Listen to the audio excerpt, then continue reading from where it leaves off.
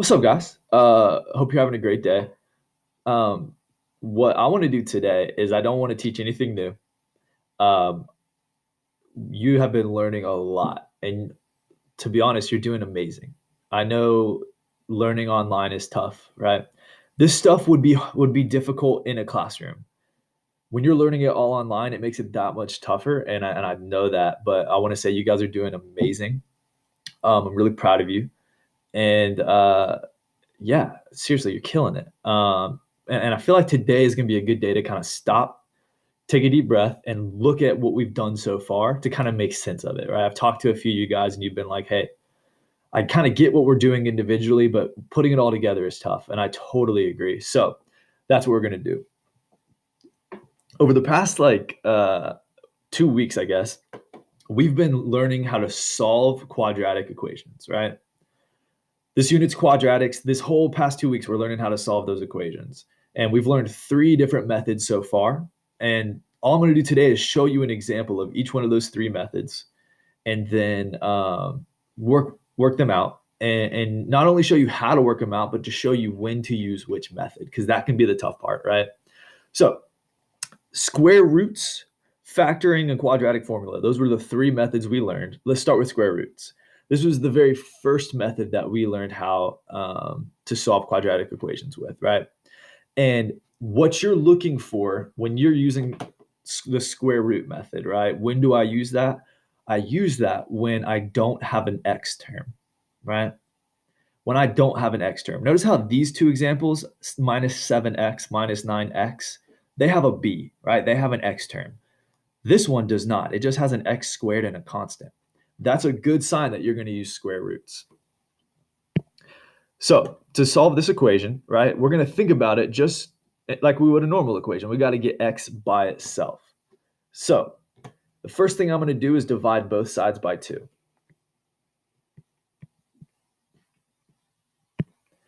And I get x squared equals 25.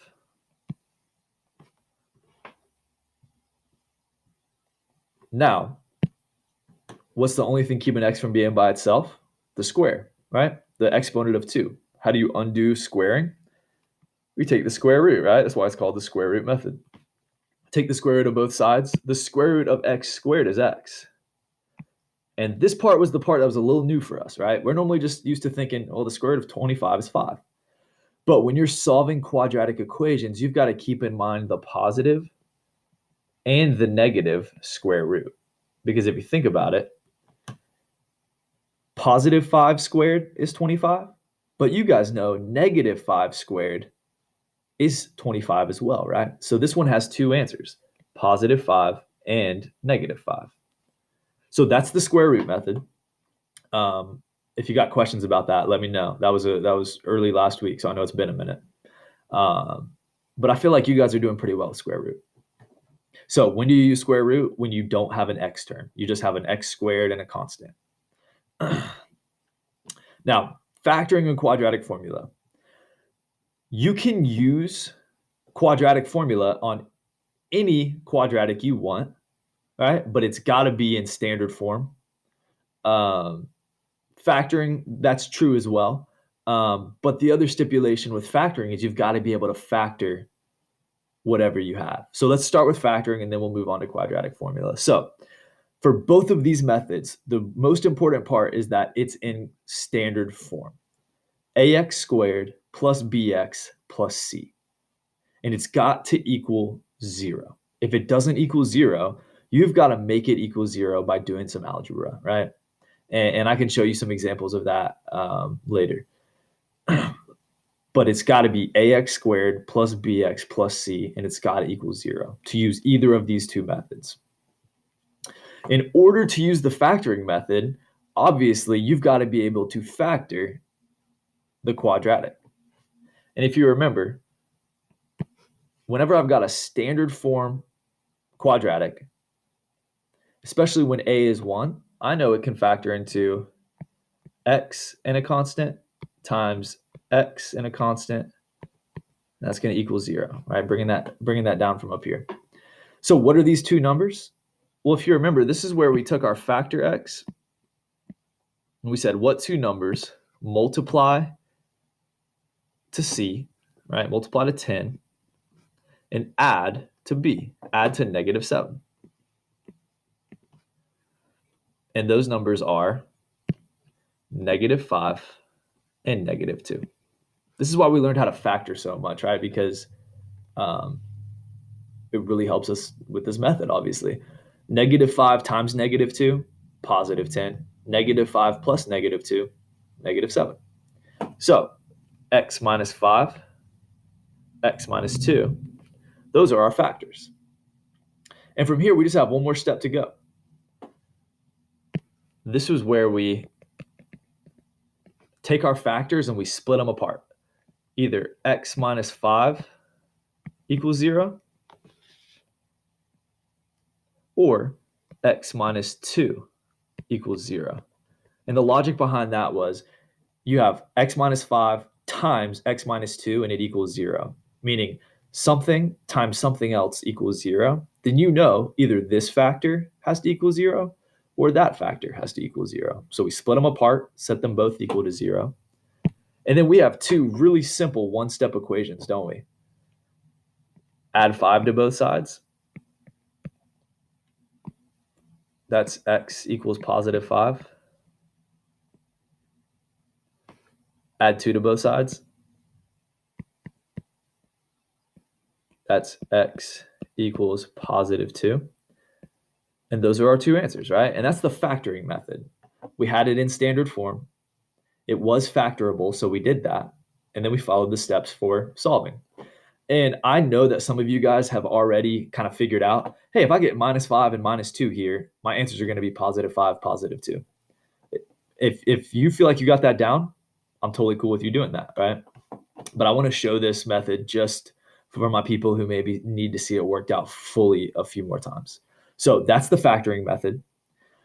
For quadratic formula, now you can use quadratic formula on any standard form quadratic as long as it equals 0.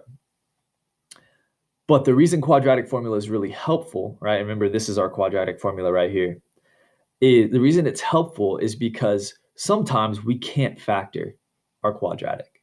We could factor this one, x squared minus 7x plus 10. If you try to factor this, 2x squared minus 9x plus 3, it won't be able to factor, which means we have to use the quadratic formula. Okay. And before you use the quadratic formula, you got to make sure it equals 0. Obviously, this one does, so we're good to go. So let's go ahead and set up our quadratic formula. Let's start by drawing my big fraction bar, right? Because I know I'm going to need that. And I know A, B, and C. A is 2, B is -9, C is 3. So now I'm just going to start plugging in what I know. Now, I know this says -B, but I like to think of it as opposite of B, right? That means whatever sign B is, it's going to be the opposite. -B. Well, if B is already -9, that means -B would be -9. Or in other words, +9, right? That can get confusing. So think of it as opposite of B. If B is positive, make it negative. If B is negative, in this case, -B would be +9. And that's just for that first term, right? Plus or minus, -B plus or minus the square root of B squared, all right? So just regular old B, that's -9. So remember, put that in parentheses, -9 squared minus 4, always going to be 4, right? That's in our formula, times A, which is 2, times C, which is 3, all over 2 times A, which is 2. So hopefully you're getting better and better at setting up quadratic formula. The nice part about this is once you have it set up, go ahead and just take out your calculator and plug it in, right? That's all you got to do. Now, the one thing I want to remind you of, it says plus or minus. Obviously, there's no plus or minus button on your calculator, right? Because it's two different operations. That means you got to do this twice. Once with the plus, that's one answer. One with the minus, that's the other. So hit your fraction button. 9. I'm going to do the plus first, right? Plus second x squared to get your square root. And don't forget, put that -9 in parentheses before you square it. Minus 4 times a, which is 2, times c, which is 3, all over 2 times a, which was 2. And I got 9 plus the square root of 57 over 4. You can write your answer like that. That's perfectly fine. I like to hit the toggle button and just get a decimal approximation, 4.137. I'm going to say that's 4.14. 4.14 is what I'm going to write down for that first answer. So x equals 4.14 is one of my answers. Now my other answer, I'm going to go back up, highlight my quadratic formula, press enter, and I'm going to scroll over, and y'all know what I'm going to do now, right? This plus or minus, I did the plus, now I got to do the minus. And I get 9 minus the square root of 57 over 4, which has a decimal, hit that toggle button, 0.362. That's 0.36. X equals 0.36. So these are my two answers for this problem.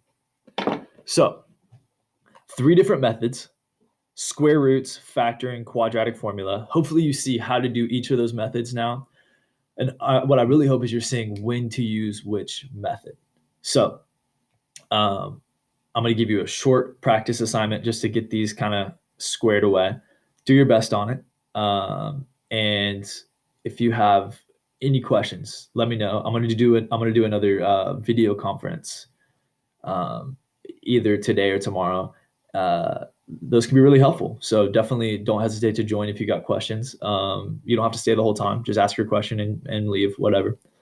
But yeah, hey, have a great rest of your day. And seriously, you're doing amazing.